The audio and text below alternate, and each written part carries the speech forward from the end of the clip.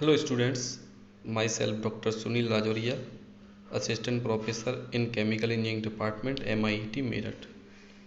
In this lecture I will discuss about the insulation, what is the insulation and why it is necessary for different applications.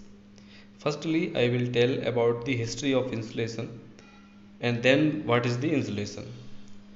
Now here we can see it is from the Latin word for island, insula, and insulation is the noun describing material which insulates means cuts off heat or electricity from its surroundings. It is a scientific noun and was firstly recorded in 1870. Insulation is defined as a material or combination of materials which retard the flow of heat. The materials can be adapted to any size, shape or surface. A variety of finishes are used to protect the insulation from mechanical and environmental damage and to enhance appearance. Now I will tell you why insulation, why it is necessary. So firstly, we will see that reduce heat loss or heat gain to achieve energy conservation. Second one, to control surface temperatures for personal and equipment productions. To control the temperature of commercial and industrial processes. Next is the prevent or reduce condensation on surface. To increase the operating efficiency of heating, ventilation, cooling, plumbing, steam process and power systems also. Next one is the to prevent or reduce damage to equipment from exposure to fire or corrosive atmospheres.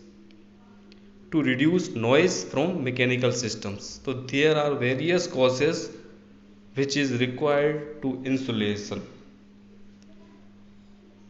Now I will tell you the categories of insulation materials. Insulation materials or systems may also be categorized by service temperature range. These are varying opinions as to the classification of mechanical insulation by the service temperature range for which insulation is used. As an example, the word cryogenics means the production of freezing cold. However, the term is used widely as a synonym for many low temperature applications.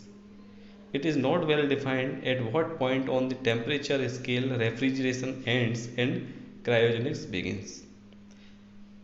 Now I will tell you, according to the National Institute of Standards and Technologies in Boulder, Colorado, it considers the field of cryogenics as those involving temperatures below minus 180 degrees Celsius.